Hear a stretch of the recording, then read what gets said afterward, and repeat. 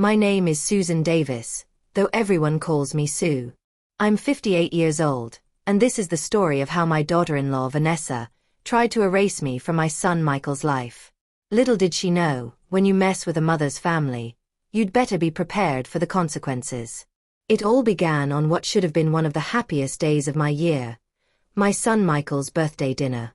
It was held at the house I had helped him buy, surrounded by the family I had spent decades building and protecting. But by the end of that evening, I would learn that sometimes, the people you welcome into your heart with open arms are the very ones who'll try to cut you out of the picture entirely. Before we dive back in, let us know where you're tuning in from.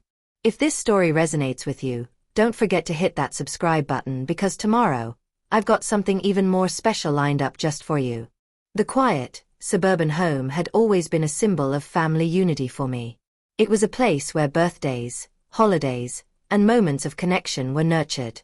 I inherited this house from my mother 5 years ago, and it became the heart of our family's traditions. For over 32 years, I raised my son Michael, weathered a tough divorce, and built a successful career, providing him with the stability and love he needed. It wasn't just the house that made our family strong. It was the foundation of trust, care, and connection that I had worked so hard to establish. Michael had his own home now with his wife Vanessa, about 20 minutes away, but our house was always the place where he returned. I still cooked his favorite meals for every special occasion, and he loved the comfort of family dinners. Our connection had always been seamless, even as Michael grew older and started his own life. But things began to shift when Vanessa entered the picture. I had always done my best to make her feel welcome, to make sure she felt included in our family. I bought curtains to replace the heavy ones she didn't like, and I even made a side salad with the weird dressing she preferred, despite the fact no one else could stomach it. I thought that these small acts of kindness would show her that I valued her as part of the family. But I soon realized I was wrong. It all came to a head on Michael's birthday. I had spent weeks planning his birthday dinner, as I always did. I knew he'd been stressed with work, and Vanessa had been overwhelmed with her new job, so I hoped this evening would offer some relief. I made beef stroganoff, the same meal I had cooked for Michael since he was 8 years old, and even bought that dark chocolate cake from the bakery downtown that he'd mentioned a few months ago. I set the table beautifully with fresh flowers, good wine, and a loving atmosphere, hoping it would bring us closer. Michael arrived first, his tired smile lifting when he saw the spread I had prepared. "It smells incredible," he said, giving me a tight hug. I could tell how much he appreciated the gesture as we talked about his work and caught up. But when Vanessa arrived, things immediately felt off. She walked in without her usual greeting and barely acknowledged the effort I'd put into the evening. She went straight for the living room, ignoring the food, the flowers, and the effort that had gone into making everything perfect. During dinner, the tension was thick. Michael tried to keep the conversation light, but Vanessa barely responded. She kept checking her phone, giving only short answers to our questions. Something was wrong, but I didn't know what. I tried to draw her in by asking about her new job, but her answers were curt, and she barely looked up. It felt like a wall was being built right in front of me. Then, it happened. Michael excused himself to use the bathroom, and the moment he left, Vanessa put down her fork and, with a voice so cold it sent a chill through me, said, "We need to talk." I was stunned but composed myself, trying to sound calm. "Of course, sweetheart. What's on your mind?" Her words hit me like a slap to the face. "All of this needs to stop. The constant family dinners, the weekly calls, the way you insert yourself into every decision we make. Michael and I are trying to build our own life, and you're suffocating us." I was speechless. My heart raced as I tried to understand. "I thought you enjoyed our family dinners," I said, trying to make sense of what she was saying. "Michael always seems happy when we get together." "Michael feels obligated," she said flatly, her eyes cold and unfeeling. "He's too polite to tell you that you're being intrusive, but I'm not." Each word she spoke felt like a dagger. She started listing all the times I had shown up unannounced, bringing groceries, calling about vegetables, rearranging their furniture because I thought it would flow better. She painted me as overbearing, as if I had no regard for their privacy or their ability to live independently. My hands began to tremble, but I kept my voice steady. Vanessa, I was only trying to help. I love you both. I just want to be part of your lives. But she wasn't interested in hearing any of it. She just kept repeating how I was suffocating them, how my involvement was intrusive, and how Michael was too polite to tell me the truth. By the time Michael returned to the table, Vanessa had switched gears. She picked up her fork and began eating, as if nothing had happened. When Michael asked if everything was okay, she smiled brightly and said, "Everything's fine. Your mom and I were just talking about her Portland trip." Michael looked between us, sensing the tension but not understanding what had transpired. I tried to push the conversation out of my mind, but I couldn't shake the feeling that something had changed irrevocably. Later that evening, when Michael and Vanessa were leaving, Michael asked, "Same time next month?" Before Vanessa quickly interrupted. "Actually, honey, remember we talked about cutting back on some of our regular commitments? We've been so overwhelmed lately." She suggested we make the dinners more occasional, perhaps every few months instead of monthly. Michael hesitated, glancing between Vanessa and me. "I guess we could discuss it," he said, but there was no joy in his voice. No warmth. I felt as if my heart was breaking. After they left, I sat in my empty dining room, the remnants of what I had thought was a celebration scattered around me.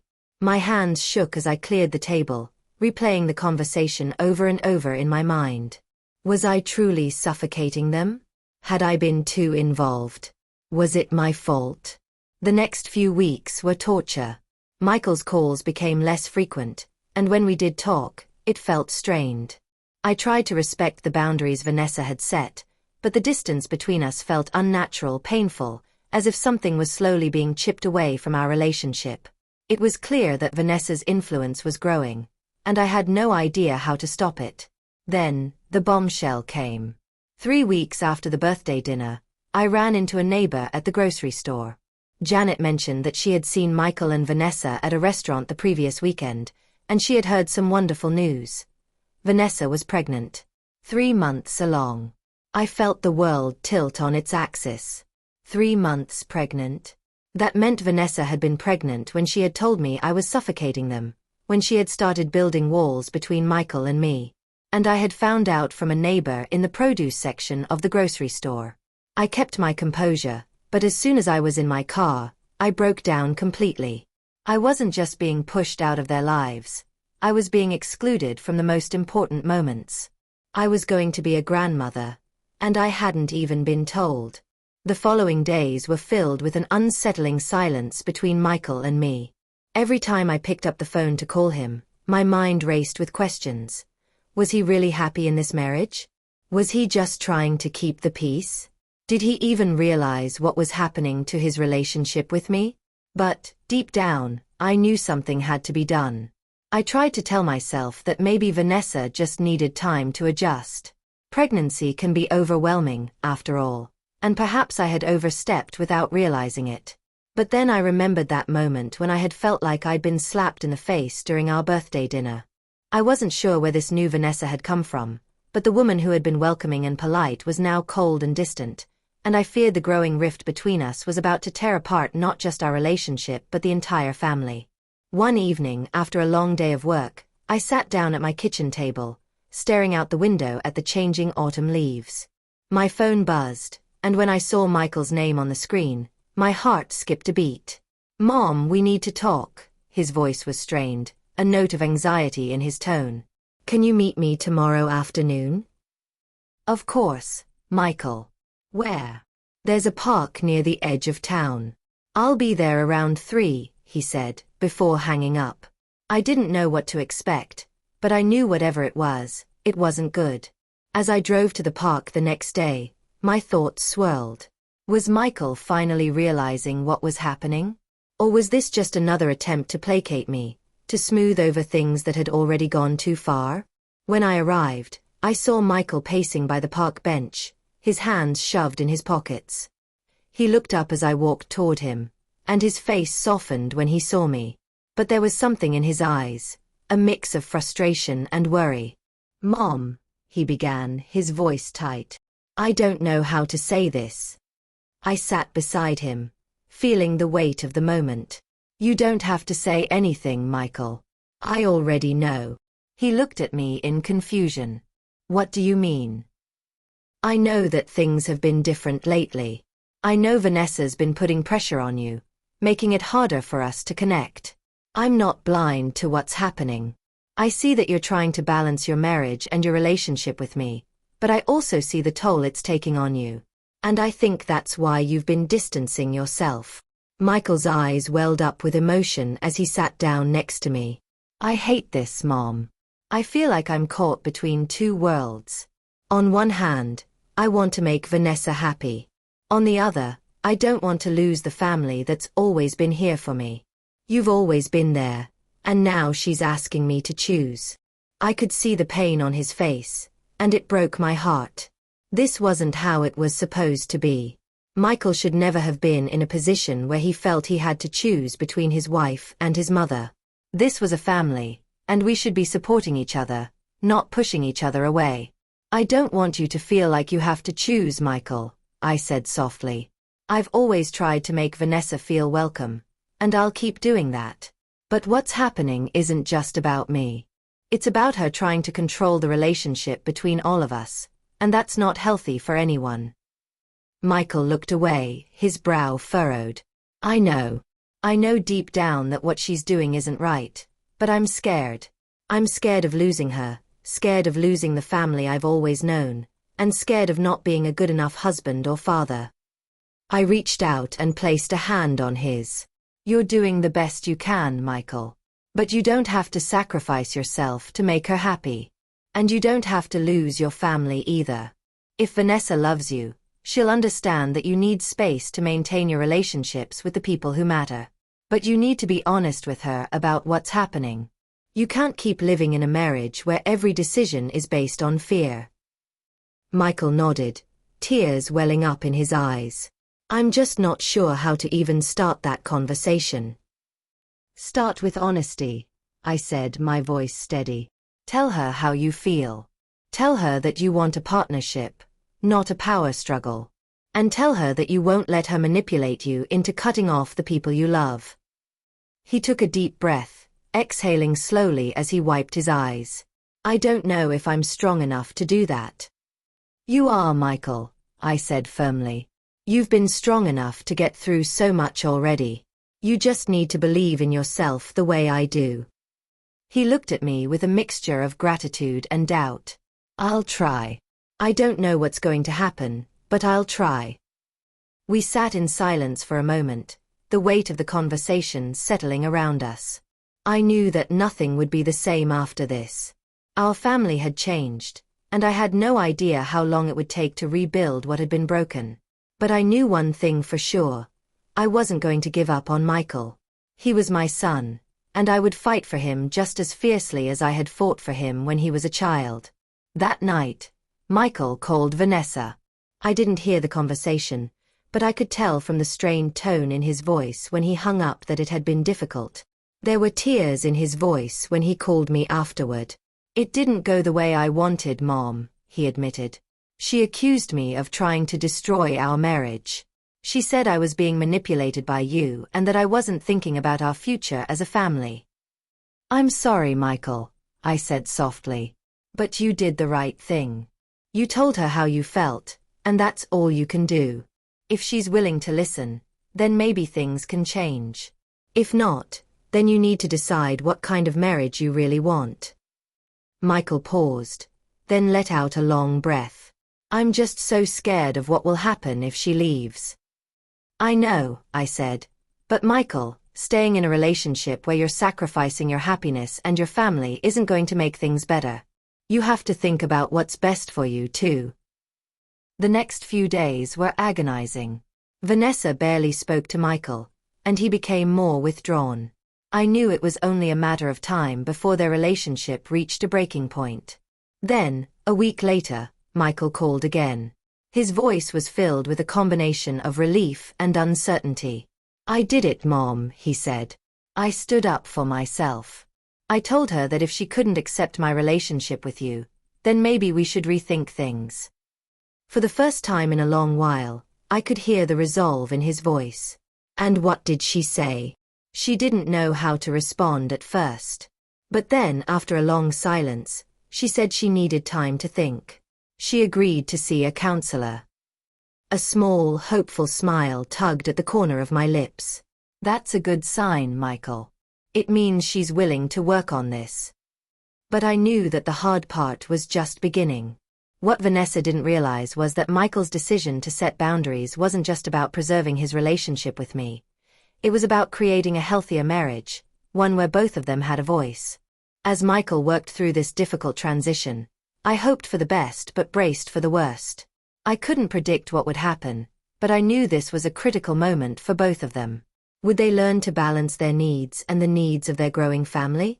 Or would the distance between them continue to grow, leaving everyone isolated and broken? The answer would depend on how much they were both willing to give, not just to each other but to the family they were creating together. And, deep down, I knew that no matter the outcome, Michael and I would always have each other. That was one thing I could count on. Weeks passed, and things between Michael and Vanessa remained tense. He was committed to his decision to set boundaries, but I could see the emotional toll it was taking on him. He spent less time at the house, and every conversation felt like an uphill battle. Vanessa's reactions were unpredictable. Sometimes she'd seem receptive, and other times she'd retreat into silence, her walls higher than ever. One afternoon, I received a text from Michael. "Mom, can you meet me at the park? I need to talk." My heart raced. I hadn't heard from him in a few days, and the silence made me uneasy. When I arrived, I found him sitting on a bench near the lake, staring out at the water. He looked worn out, like he hadn't slept in days. "Hey," I said softly, sitting next to him. "How's everything going?" Michael didn't answer right away. He just stared ahead, his hands clutched tightly around his phone. "I don't know anymore," he said, his voice low. "I thought things would get better once I stood up for myself, but they didn't. They just got worse." I felt my stomach tighten. "What happened?" "I tried, Mom," he said, running a hand through his hair. "I told Vanessa that I needed to maintain my relationships with you and my family. I told her I couldn't keep giving in to her demands. But she doesn't understand. She doesn't see it the way I do. It's like everything I say just makes her dig in her heels even more. She says I'm putting everyone else before her, that I'm not prioritizing our family." I could hear the pain in his voice, and it hurt to know that he was going through this alone. "Michael, I know it's not easy. But you did the right thing. You can't keep living in a marriage where you're afraid to be yourself. She's using emotional manipulation to control you, and that's not healthy for either of you." He nodded slowly. "I know. I keep telling myself that, but it's hard to hold on to. I keep thinking maybe I'm doing something wrong. Maybe I am being selfish for wanting things to stay the way they were before." "You're not selfish, Michael. You're human. You need relationships with people who've loved you your whole life. That doesn't diminish your love for Vanessa or the life you're building together. It just means that healthy relationships have space for everyone." "I want to believe that," he said, his voice breaking. "I want to believe that everything can work out. But what if it doesn't? What if we can't find a way to make this work?" I reached over and placed a hand on his. "I don't know what will happen, but I do know that you're not alone in this. You have me, and I'll always be here to support you. No matter what." Michael looked up at me, his eyes searching mine. "I don't want to lose you, Mom. I don't want to lose our family." "You won't lose me," I said firmly. "I'm not going anywhere. But you need to make sure that you don't lose yourself either."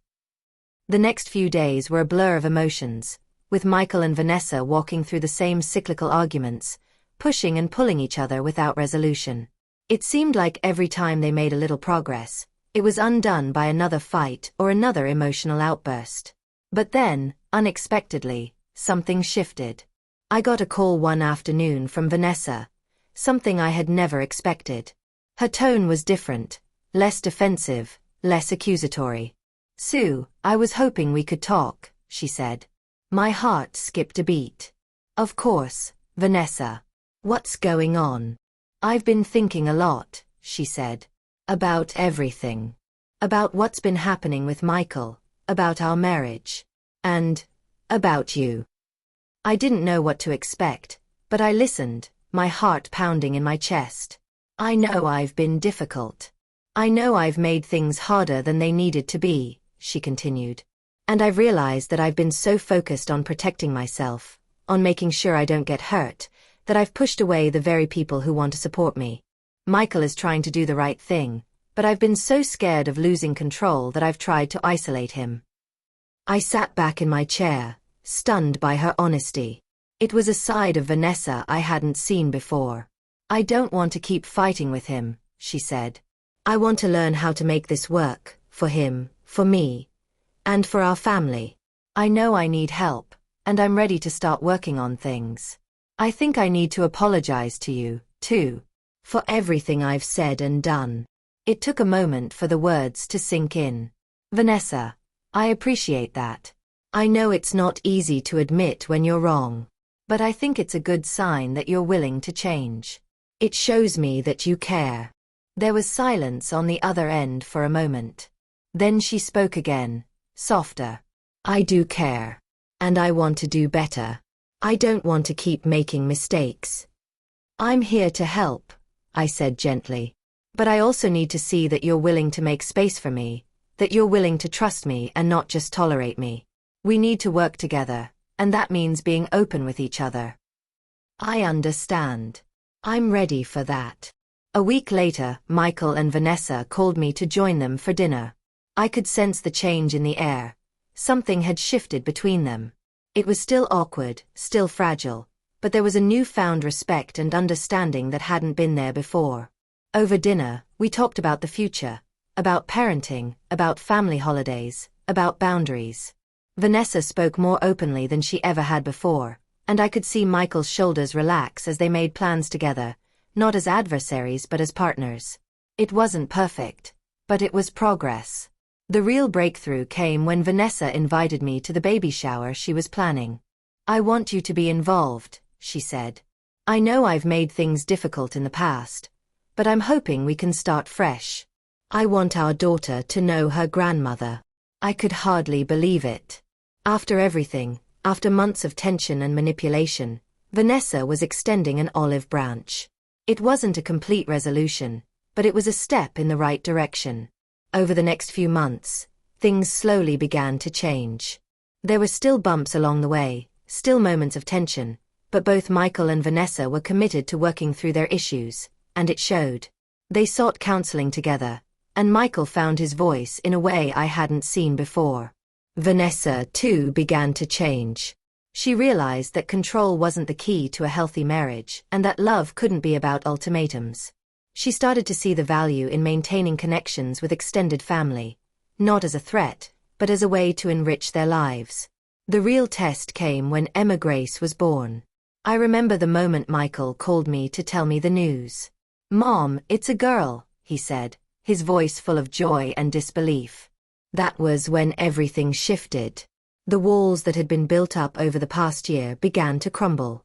Vanessa and I were both in the delivery room, a testament to the progress we had made. And when I held Emma Grace for the first time, I knew that all the struggles had been worth it.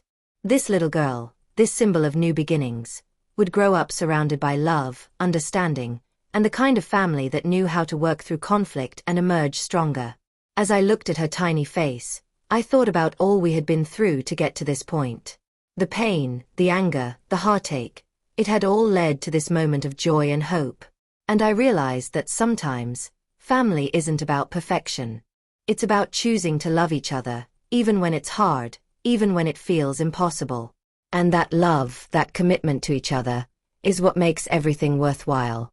When Emma Grace grew older, she would know that her family was built on the kind of love that doesn't demand perfection, that doesn't insist on control, but that chooses each other every day, no matter the struggles.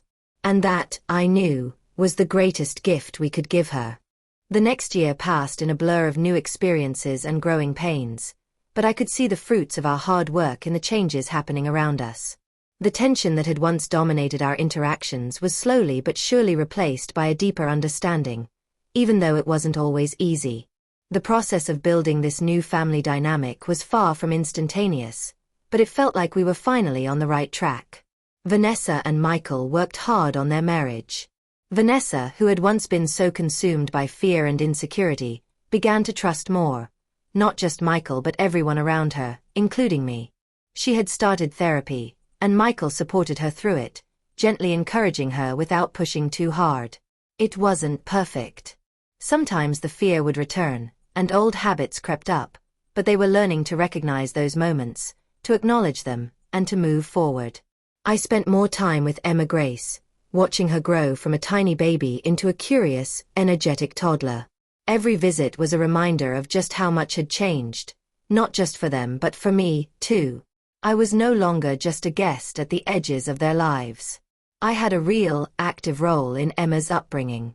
I was her grandmother, not just in name but in every sense of the word. I had become a part of their world, and it felt natural, organic. I could see the changes in Vanessa, too. She was more comfortable with the idea of family as a collective unit. The walls she had built between herself and me, between herself and Michael's family, began to crack. We spent more time together, making plans for holidays, birthdays, and just the everyday things that families do.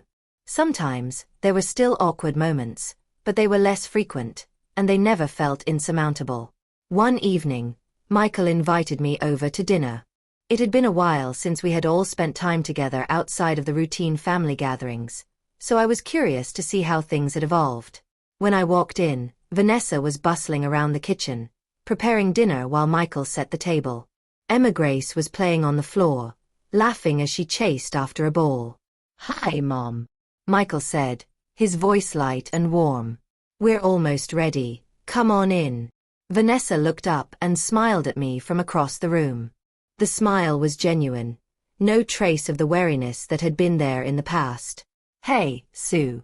We're making your favorite, chicken pot pie," she said, a hint of playfulness in her tone. "Really? You remembered?" I asked, surprised. "Of course," she said. "I've learned to pay attention to the little things." I felt a lump in my throat. It wasn't just the meal, it was the recognition, the acknowledgement of our connection. After all this time, after everything we had been through, we were finally here, sharing a moment together, not as adversaries, but as family.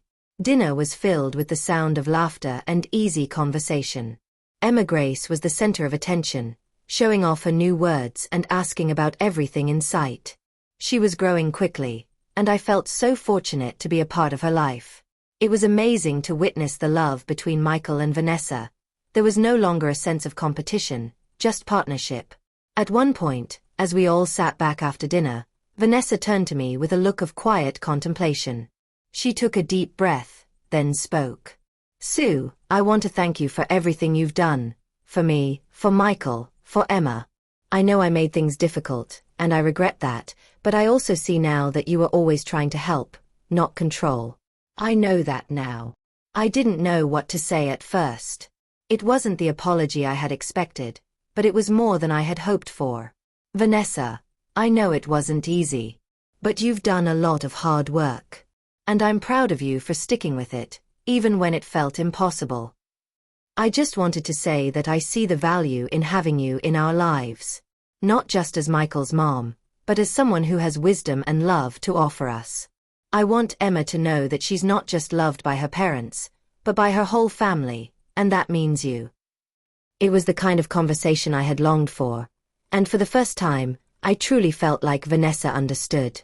She understood not just the importance of family but the importance of collaboration. And she was willing to make the effort to get it right. In the months that followed, the relationship between Vanessa and me deepened. We didn't just get along, we genuinely supported one another. When Emma had her first fever, it was Vanessa who called me, asking for advice, even though she'd always been hesitant before. "I know I've asked you a million questions, but I really trust your judgment," she said, her voice soft. Those small moments of trust were significant. They were a far cry from the years of conflict that had once seemed insurmountable. And Michael, too, had grown in ways I hadn't expected. He was a better partner, more confident, more decisive. I could see how much he loved Vanessa and how much he loved being a father. One particularly memorable moment came when we were all at a family picnic in the park.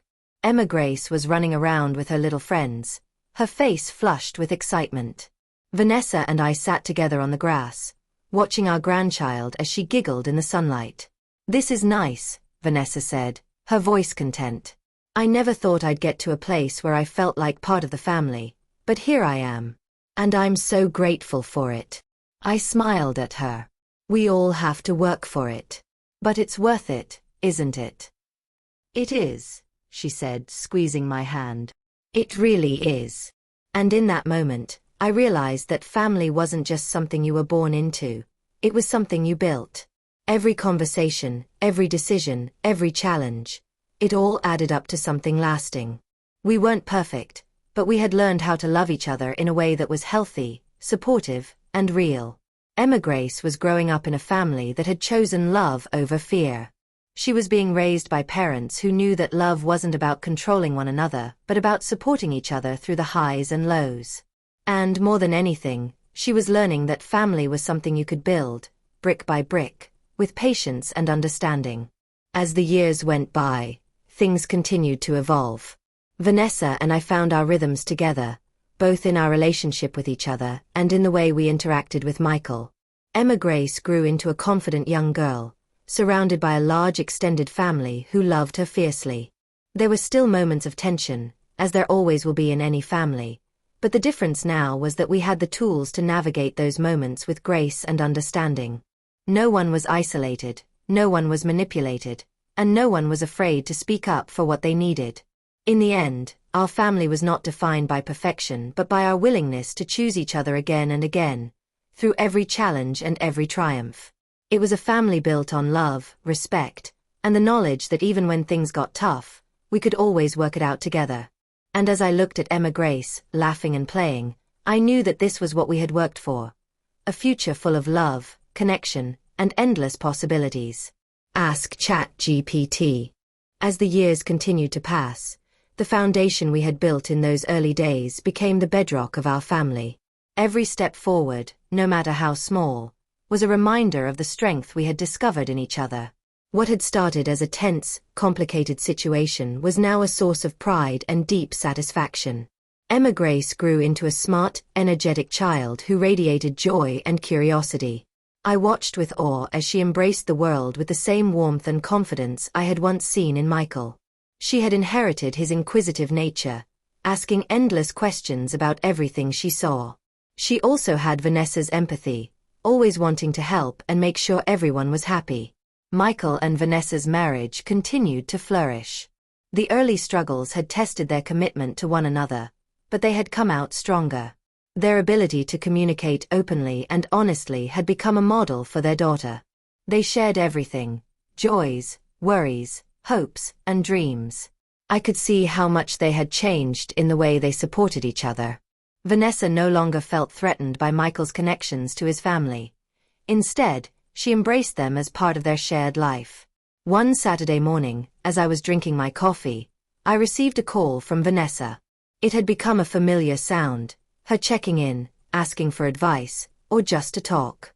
But this time, her voice was different. There was a softness to it, almost like she was on the edge of something important. "Hey, Sue, can we talk for a minute?" "Of course, Vanessa. What's going on?" There was a brief pause before she spoke again, a mixture of uncertainty and excitement in her tone. "I've been thinking about a lot of things lately. About how far we've come as a family, and how much I've grown. I know it hasn't been easy, and I've made a lot of mistakes. But I also know that the life we're building, well, I don't want to take it for granted." I was quiet for a moment, letting her words settle in. I'd never heard her sound this vulnerable before, and I knew something big was coming. "Go on," I said softly. Vanessa took a deep breath, and when she spoke next, it was with more certainty. "I've been thinking about what I want for Emma, about what kind of legacy I want to leave her. I want her to grow up knowing how important family is, how we take care of one another, how we show love and respect. I want her to have that. I want us to have that. My heart swelled with pride for her. It was the kind of realization that came from deep introspection, the kind of change that wasn't just about words but about a true shift in mindset. I want to apologize, Sue, Vanessa continued, her voice quiet but firm. For all the times I made you feel unwelcome, for all the ways I shut you out. I see now that I was so scared of losing my identity, of feeling like I wasn't enough, that I pushed you away. And I'm sorry for that. I've learned a lot, and I want to make it right. I felt the tears welling up in my eyes. Vanessa, I appreciate that more than you know. We've all made mistakes, and I think that's part of what makes us stronger. We've worked hard to get to this place. I'm proud of you. I really am. There was a long pause, and then Vanessa spoke again. I'd like to talk to Michael about something. I think it's time for us to start thinking about how we can make our family even more connected, how we can keep growing together, as a unit. I want Emma to feel the love and support of everyone.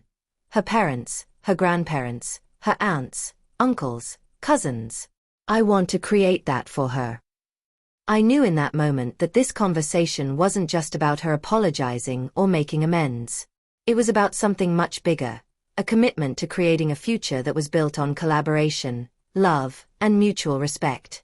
The kind of future we had all hoped for, where each person's presence was valued, where no one had to choose between love and belonging.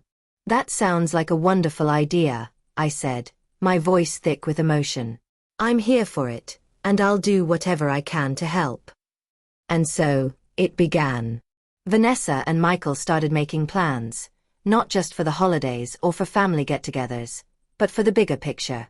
They began creating intentional space for the extended family to be involved in Emma Grace's life.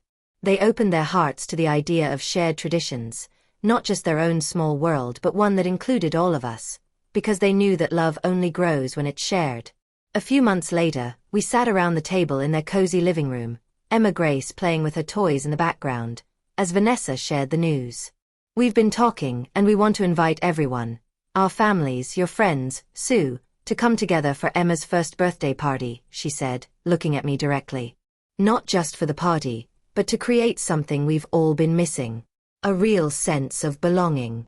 I smiled at her, the pride welling up in my chest. Vanessa, that sounds perfect.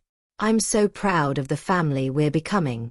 And when Emma Grace's birthday finally arrived, it was a true celebration of unity.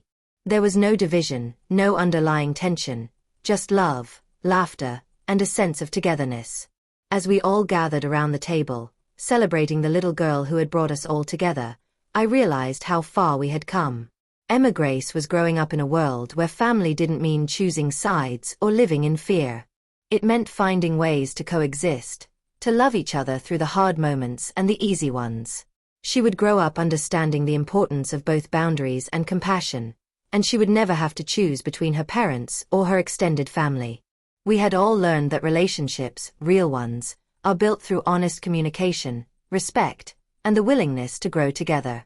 In the years that followed, we continued to meet regularly, celebrating milestones and building traditions that would last a lifetime.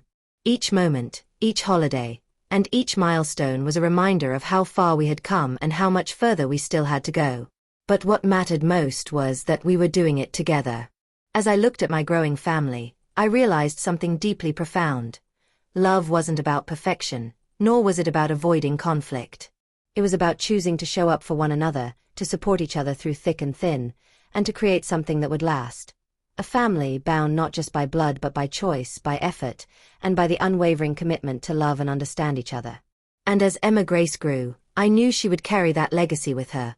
One built not just on the family she was born into but on the family we had chosen to become.